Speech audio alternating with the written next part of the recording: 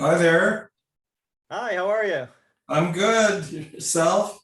Good, good. Just starting off a busy semester here. Yeah, I know what I know what you mean. Ours is crazy with our state's the number one with COVID. Is it really now? Wow. Yeah. So, and they put us all in the classroom. It's crazy. I was gonna say that's what we are too. We're basically fully in person and very little mandates of any kind. So Yeah. and so yeah, I'll just keep admitting people as they come in here and we'll get started in a minute. Okay. Are you uh are you excited for the hockey season to be upon us here soon? Well, I don't know if you've been following, but I've um, caused quite a ruckus with the Montreal Canadiens. Yeah, I saw a little bit of that. Yeah. Yeah, well, I'm going to be writing a book with one of the world's leading hockey journalists, Stu Cowan. Oh, really? Oh, Yeah, that's it's awesome. titled Skating on Thin Ice, and it's about professional hockey, rape culture, and violence against women. Oh, wow. Yeah, When is that due out? well, Or it's the proposal's been written, and we've submitted it to some prominent publishers, like trade publishers, because we want to okay. do a crossover book. So it'll be written probably by the summer. Oh, wow. That's great. Yeah. Yeah. Yeah, so Stu Cowan has a wealth of information, obviously, He reports on the Montreal Canadiens. Yep. That's going to be a really important book. Something Thank that, yeah, we really don't. I mean, we hear about, violence in sports in general, but I think there's just very little done on it. There was in the 80s and 90s, and it Oh, was dropped there? off. Yeah, it just dropped off. It just disappeared completely. Yeah. There was some very good stuff in the 80s and 90s, actually. Coming out of Northeastern University, Okay. they had a Center for the Study of Sport, and there was a really prominent book called Public Heroes, Private Felons, Athletes and Violence Against Women by Jeffrey Benedict. Okay. And there was another book titled Athletes and Acquaintance Rape. And there was a bunch of journal articles and so on that were coming out, but it just kind of went away. Oh, wow. I'll have to check that out. Graduating from Northeastern, it's something I should have known, but yeah, check that out. Yeah, they were doing some very good stuff there. Awesome. All right. Well, I think most of the students are here. And so again, thank you again, Dr. Dekeseredy, for joining us. This is my family violence class here at Georgia Southern University. And so we're reading a variety of things. And the first book that we read was your book, Woman Abuse in Rural Places, which I know is, we all believe is a really important book, and it's helped us really wrap our heads around some of these issues, particularly in rural places. Being here in Statesboro, Georgia, a lot of our surrounding towns and counties are very rural places. Many of our students come from rural areas. And as you mentioned in the book, and as we talked about in class, it's a pretty understudied area. And the work that you're doing with, Joe Donnermeyer and others, sort of highlighting some of the important issues around rural violence, particularly woman abuse. So thanks again for writing the book, and congrats on it. It's a really wonderful piece that has helped us a lot here. Thank you. Thank you very much. And so, as I mentioned, Dr. Dekeseredy is a professor of sociology at West Virginia University.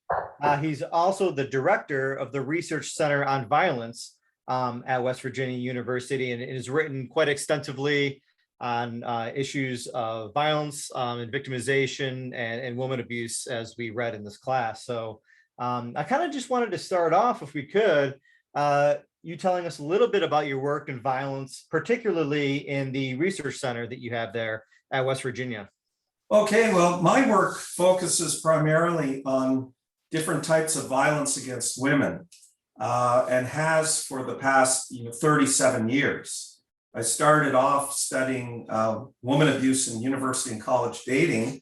I conducted the very first Canadian study, and then went on to do a Canadian national survey.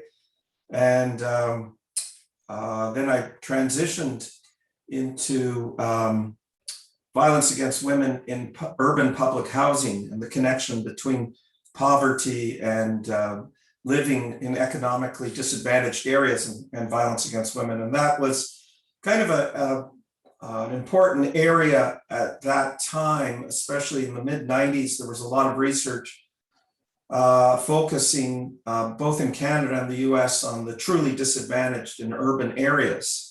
And work was disappearing. There was a lot of concern among sociologists about deindustrialization and so on. And so the work of William Julius Wilson was especially important at that time. And so I tried to extend that into the realm of urban disadvantage. And then I moved to Ohio, Athens, Ohio.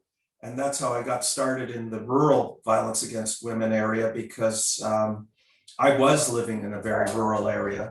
And I noticed in the literature that there was next to nothing being done on it. There was a lot of anecdotal stuff, maybe a few government reports. And there also was a conspicuous absence of research on separation and divorce sexual assault. We knew that separation and divorce was extremely dangerous for women in terms of lethal violence. You know, that's separated women are among the highest risk of being killed. And we knew a lot about physical violence. We didn't know anything about sexual assault during and after separation and divorce. So I merged the rural and the separation and divorce. And so that's how I kind of got into the rural. But I moved back to Canada, and I was carrying on doing work in the rural field. And people were questioning, because most of my early work was qualitative, and people said, well, this work you did in Southeast Ohio, can it really be generalized across the broader US population? So I teamed up with Callie Renison, who redesigned the National Crime Victimization Survey, as you know, teamed up with her and Molly Dragwitz, and we published a series of articles showing that in the United States, rural women are at higher risk for all types of intimate violence than their suburban and urban counterparts. And that was a very important piece of research, and I think it helped stimulate subsequent work in the field around the world.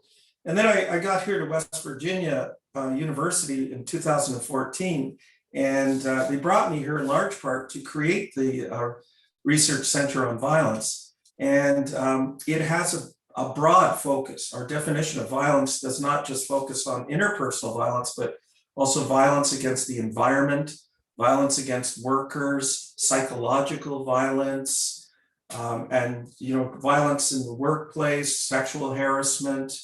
So a very broad definition, violence against animals, and so on. And we have an interdisciplinary core of people. Prior to COVID, we had many outstanding students like yours who were interns. We had 50 interns, and they were very active in the community as well, organizing community events. We trained 25 of them to assist us with the West Virginia Crime Victimization Survey.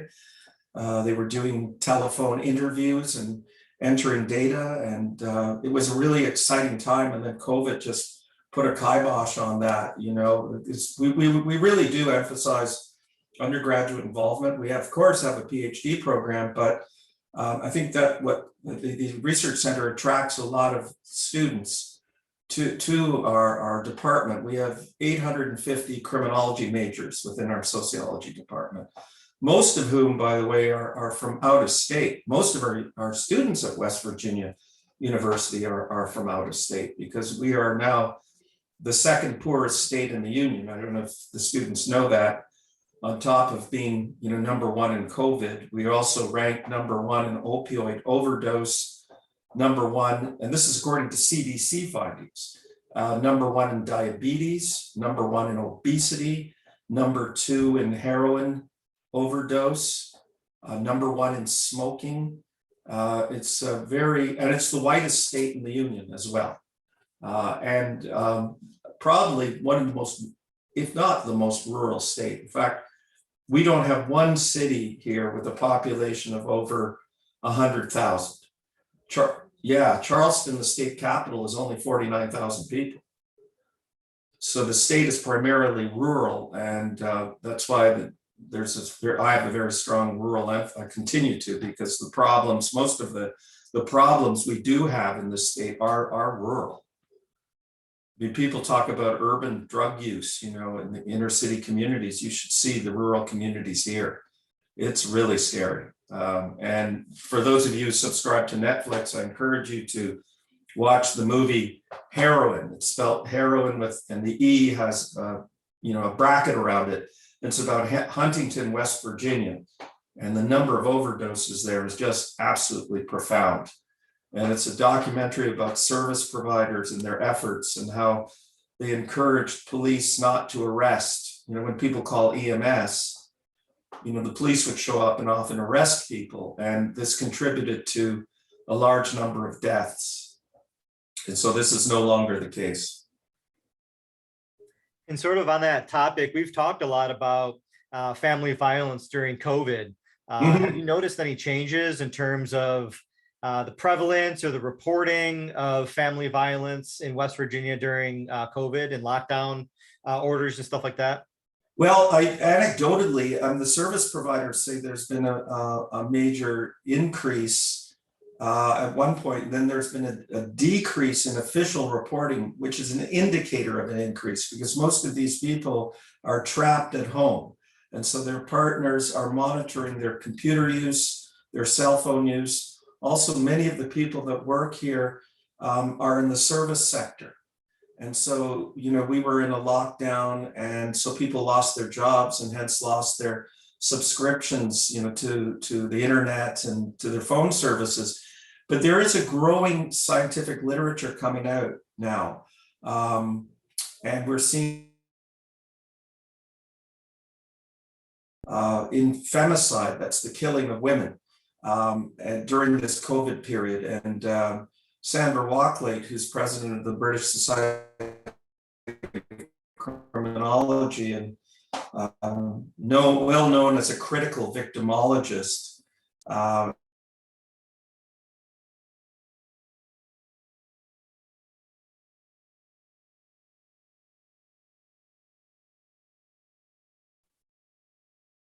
there we are. You froze for a while. Yeah, I was gonna say, I think we're back now. Yeah. Okay, sorry about that. I don't know what happened. Sorry, I was going to say that I don't know if the folks heard, but Sandra Wacklate, who is president of the British Society of Criminology, she's based at Liverpool and at Monash in Australia, and she's doing some very interesting work on the relationship between COVID and femicide, and discovering that there is an international increase in the killing of women. And so that'll be interesting to see. But as you know, studying violence, homicide data aren't very good. They don't give a lot of contextual information. And so she's trying to create a global femicide index. And we've teamed up with her here at the Research Center on Violence to try to improve the quality of femicide data around the world. Yeah, that's super important. And there's a student comment here that I think is really important.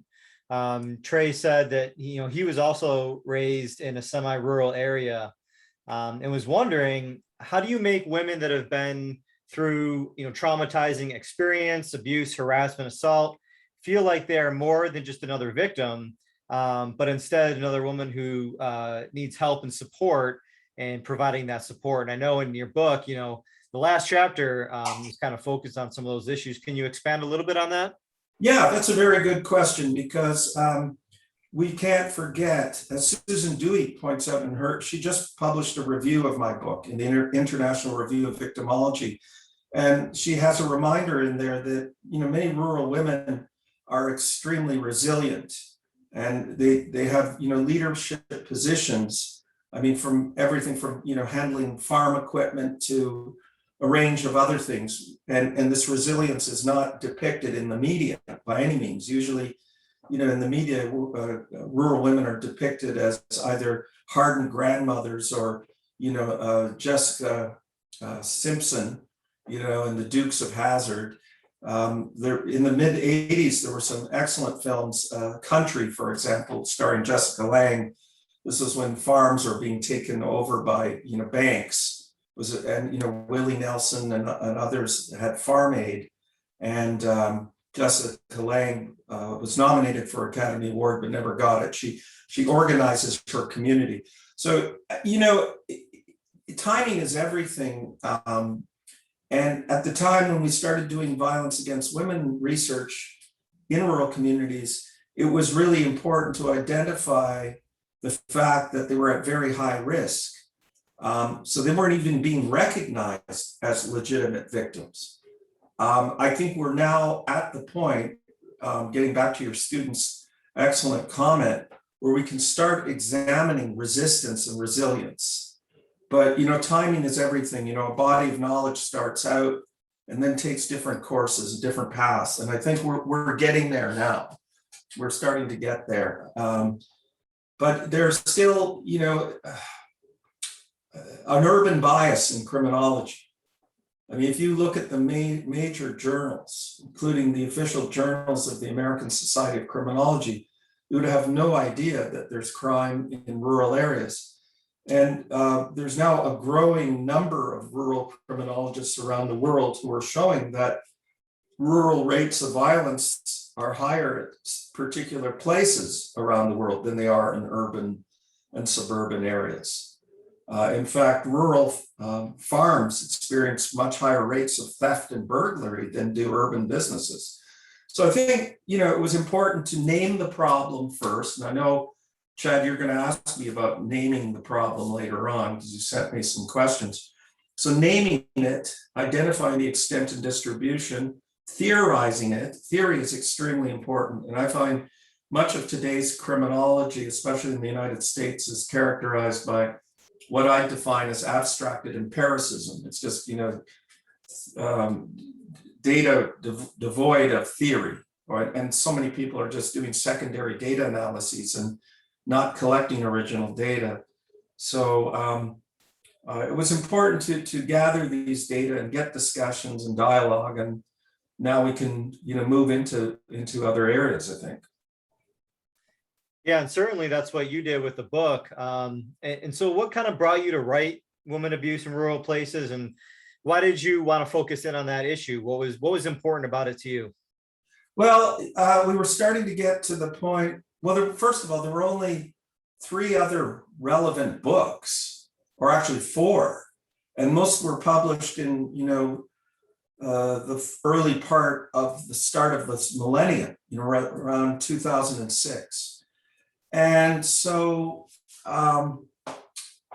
I wanted to do a book that was more broader in focus than the previous books, and more international in focus, because most of the research still today on violence against rural women comes out of the United States and Australia. You can't understand, in fact, you can't understand rural criminology without understanding Australian literature. I mean, rural criminology is very much alive and well in Australia, which, contrary to popular belief, is one of the most urbanized continents in the world. Most people live in urban places. They don't live in the outback. But it's interesting, the further you go into the country, into the rural areas in Australia, the higher the rates of violence. It's really interesting that the rural areas are much more dangerous than urban and suburban. So I wanted to bring together a body of knowledge from around the world. I also wanted to prioritize theory. If you look at previous works in the area, they didn't have an entire chapter on theory like this book does. And there's nothing. Kurt Lewin was a very famous pioneer of contemporary social psychology, said there's nothing so practical as good theory. I mean, to solve a problem, you need to know what the causes are.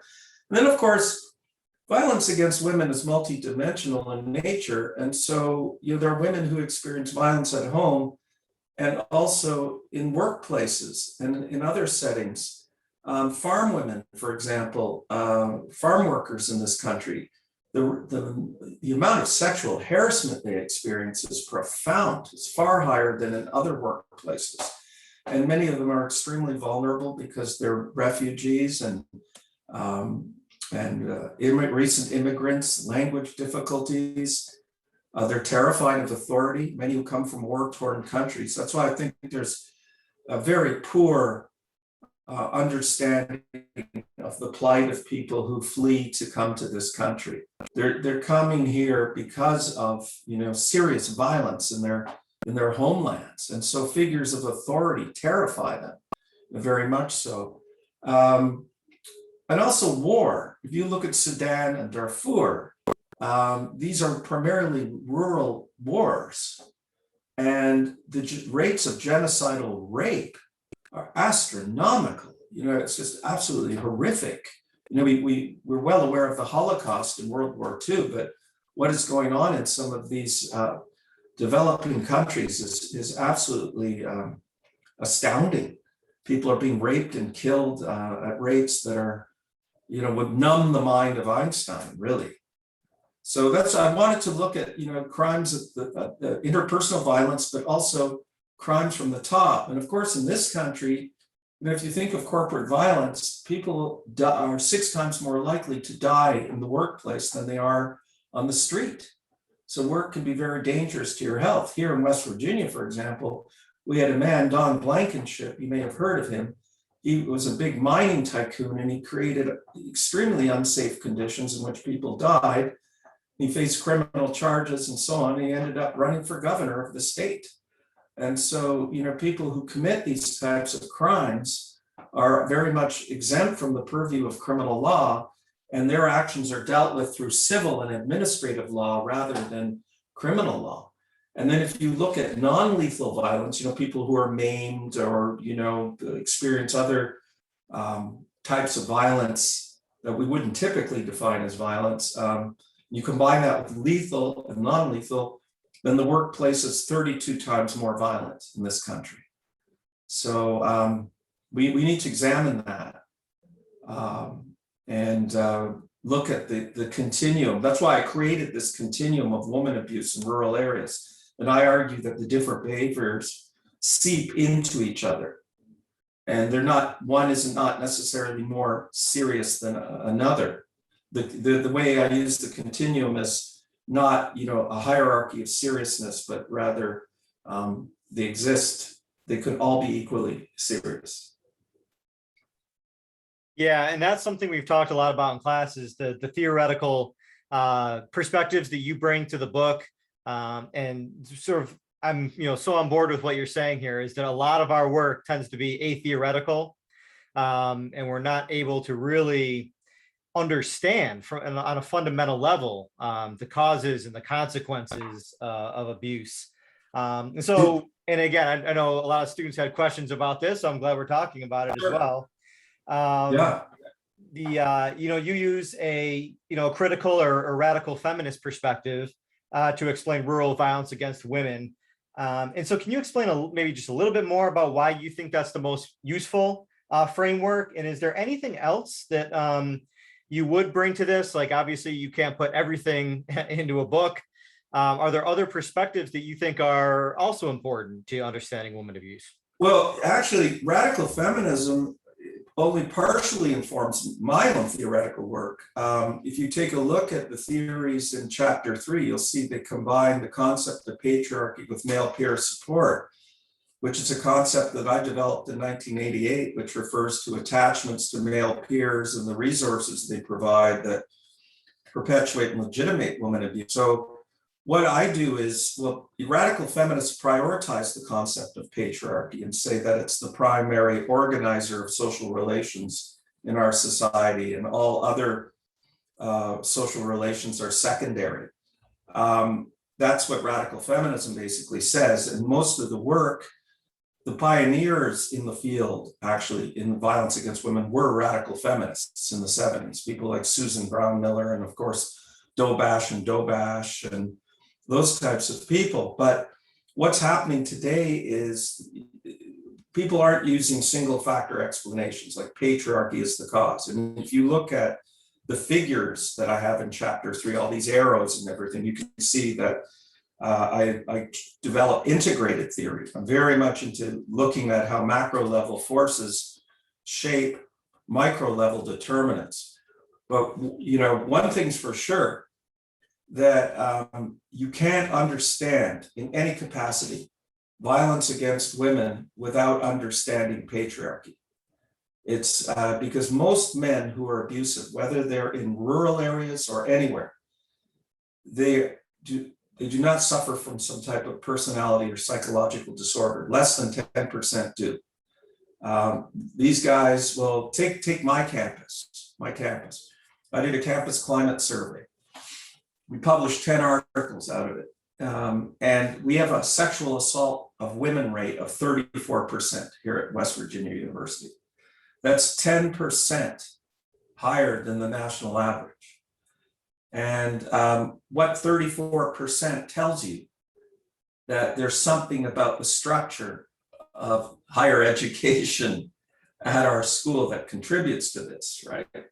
So I argue that, patriarchy is a variable, but it influences microsocial relations among men and women, very much so. Yeah, and there's a few really good questions from the students here. Claire asks, sort of in your opinion, if the government could do one thing, and resources, money is not an object here, what is the best thing that they could do to tackle women abuse in rural areas? Well, resources is extremely important. Now, you take Pennsylvania, which is 6 miles away from here. In Pennsylvania, in rural areas, they don't look at percentages of crime or rates of crime. They look at absolute numbers. So in Pennsylvania, rural rates of sexual assault are higher than in urban places like Pittsburgh or Philly. But the state says, okay, the numbers are so low, you're not going to get resources. And I think that's one of the biggest problems, because there's a conspicuous absence of services. And don't forget, many people have to drive very long distances. You may have, one police officer, it may take that officer an hour to arrive at a house, and it's a very dangerous situation. You're alone. Guns, the high rate of rural gun ownership is profound. And the rates of rural murders of women in this country and in Canada are higher than in urban and suburban. And so you've got an absence of medical services. You should see around my house here, it's almost like watching the movie Apocalypse Now. I don't know if any of the students have seen it. It's a famous movie about Vietnam and helicopters flying all around, because they're bringing COVID victims into the West Virginia University Hospital, which is very large, because there aren't medical resources, the closures of hospitals. And those of you who maybe have friends or family in medicine will know that the number one injury for women that's treated in the emergency room is violence against women, especially on weekends. So, an absence of support resources. The other problem that exists is the presence of the good old boys network. Many abusers are friends with criminal justice officials, who are much less likely to arrest and convict and so on. There's ample research showing that, but money is definitely a key. What's terrifying is now we're seeing a growth in private prisons. And so this seems to be the resource that's being invested in rural areas. You'll see that most of the prisons are becoming private, despite what Obama did. President Trump overturned most of that. So a lot of money, resources. It's very hard to keep service providers. There's also infrastructure. Like I personally, I'll be honest with you, I'm so angry at Senator Joe Manchin for blocking this infrastructure bill, because the internet is not a luxury, it's a human right. You have to, you can't do anything unless you're online now.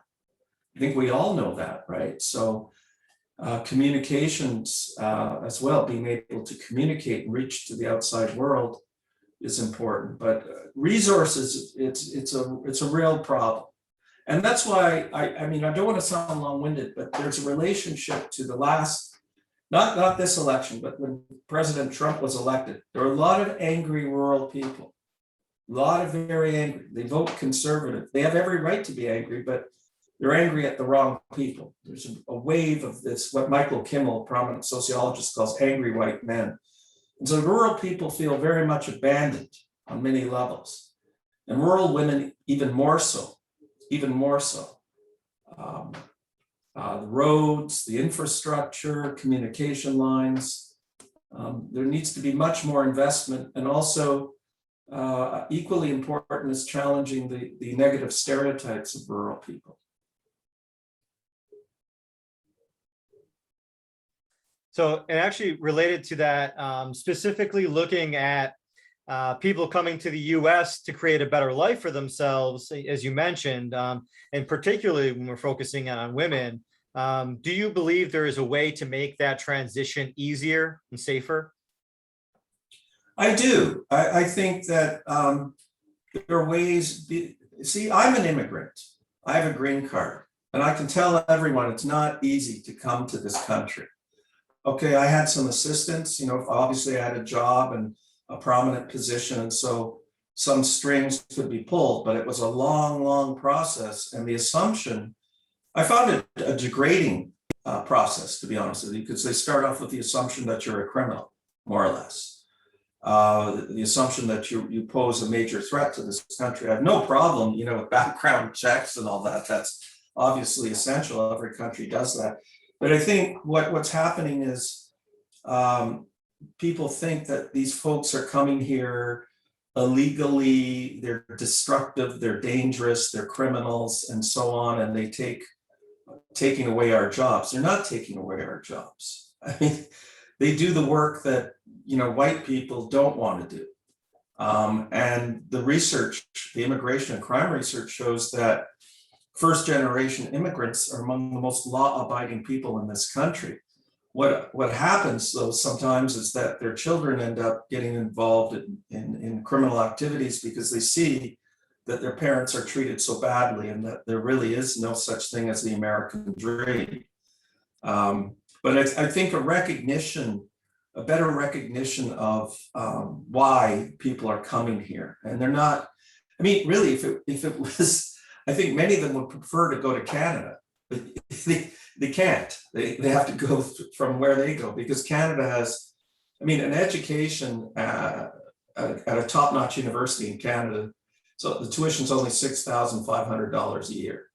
You have universal health care, you have social safety nets, all kinds of things that don't exist here. But I think the fact remains, though, that they are living in extreme poverty and lots of violence and in totalitarian regimes. And another question here by Brianna, and it really goes to one of the ones I sent you earlier as well, is that you center specifically on women in your book. And so what kind of pushed you to center your attention there? And what are your thoughts on violence against boys and men? Okay, well, what's interesting, we're seeing, naming the problem is it's much more than semantics. What happened was back in the 80s, early 80s, people were calling it spousal violence, marital violence, and so on. And along came a body of scholars who are saying, wait a minute, these gender neutral terms have some serious implications, because the bulk of the violence that exists in heterosexual relationships is male to female. It's male to female. And so the reason why I use the term woman abuse is twofold, is because it portrays more accurately the true nature of violence in heterosexual relationships. And also I use woman abuse because the abuse is multidimensional. It's not just physical and sexual, it's psychological, it's coercive control. It's a number of things. So that's why I think abuse encompasses the realities of what women go through. Now, I'll tell you how these gender neutral terms are justified. There's a measure that your students may know called the conflict tactics scale, which has a preamble that starts off with something like this: no matter how well a couple gets along, there are times they have disagreements, spats, and so on. below are a list of things that you may have done to resolve these conflicts. Okay, and the list ranges from discuss the issue calmly, and then it goes to what's called psychological abuse, and then a minor violence like slaps, shoves, pushes, minor, and I put quotations around that, to serious, severe violence, like used a knife or a gun on her. Now, if I administered this thing in any classroom, I would get what's called in the literature sexual symmetry. An equal number of men and women would report victimization, the rate, the overall rate. Now, do facts speak for themselves? No, they have to be interpreted. Now, if you look at the conflict tactics scale, it doesn't look at control instigated violence. Much, if not most, of men's violence is control. All forms of violence are control, really, some ways. But when you ask context, meaning, and motives of women's use of violence, which I have, and I've added to the conflict tactics scale, and others have too, you'll see that, yes, there are aggressive women. There's no doubt. No one should dispute that. There are women who do hit without provocation and so on. But the vast majority of women's use of violence is in self-defense or fighting back. And the conflict tactics scale doesn't look at separation, and separated and divorced women have the highest rates of violence, higher than people in marital relationships. So that's completely ignored. The conflict tactics scale ignores sexual assault, it ignores strangulation, separation, violence, it ignores stalking. I mean, how many, when you think about it, we're talking a lot about mass shootings and killings these days, aren't we? Mass killings. Well, what they don't tell us in the media is that 57% of mass killings are in domestic context, 57%. And if you use the FBI's definition of a mass killing, which is 4 or more, you'll see that it's typically a man killing his wife and children, and often himself. Now, how often do you see women stalking their ex-husband, killing him, and killing the children? Doesn't happen. So I think it's, now some people say, well, you're being heteronormative. No, I'm not. I would like to see, you're going to talk about, and I do work on violence in LGBTQ communities, call it that. Call it violence in gay relationships, call it violence in lesbian relationships, or trans relationships. But people use that, and don't forget, this is political. All definitions are political, you can't avoid it. Like, how do you define poverty and so on? And there are people who have a vested interest, men's rights organizations, fathers' rights organizations, to sanitize and gender neutral the problem. They're claiming, oh, but women do it too. But how many women do it too? That's, I think, the important question. Yeah, and as we kind of finish up here, and again, for anyone on the call here, students, if you want to put any final questions in the chat, feel free to do that, or unmute yourself at any point. But where do you see this research going in the future, or where should research on violence, family violence, women abuse go in the future? Well, a couple of things. What we're starting to see now is excellent research on the co-occurrence of offline and online victimization. And research coming out of Australia, and research that I've been doing along with others, shows that women who experience offline victimization are also primary targets of online victimization. And this is really important. The other thing is pornography and violence against women. Extremely important. We live in a pornified society. Today, most of the pornography is violent and racist. And we're starting to see a wealth of research connecting that, you know, pornography consumption to violence against women. Like to see more research done in non-English speaking countries. There's a lost literature out there, a lost body of research. And I argue that in the rural context, people around the world who live in rural areas have more in common than meets the eye. There's some very strong similarities. And so can we develop some universal policies and procedures that can, you know, maybe grounded in the work of the United Nations or something to that effect. But the new technologies, it's something that we really need to examine, and more people are doing it. Most of the research on the new technologies has thus far focused on adolescence, right? On adolescence, sexting and things like that. But we're seeing more and more adults do that. But there's, you're going to see some bitter debates going on. I mean, there are younger, early scholars in the field are using terms like intimate partner violence and so on. And there are people like me who are fighting back, saying this is highly erroneous. But I would also like to see a return to theorizing. I really think that's important. The early days of family violence research, going back, you know, the pioneers in the United States actually were people at the University of New Hampshire. Now, I don't agree with a lot of their work, but they were testing theory, and there was a lot of theory in the field, particularly from a sociological standpoint.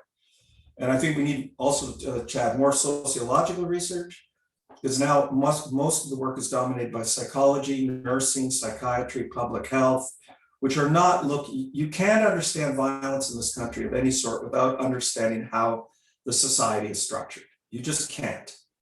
You know, and so I'd like to see some revisiting of that. Yeah, absolutely. And like I said, I know your book is leading the way in some of this stuff. So again, thank you for writing it and coming to talk to us today. I know I learned a whole lot reading this. I know the students did. They're working on their papers related to the book now, so I'm sure this is going to really help them solidify a lot of their writing in this area. I'm cognizant of the time now as we kind of wind down for the class. They can email me too if they'd like, if they have some more questions, or that's no problem.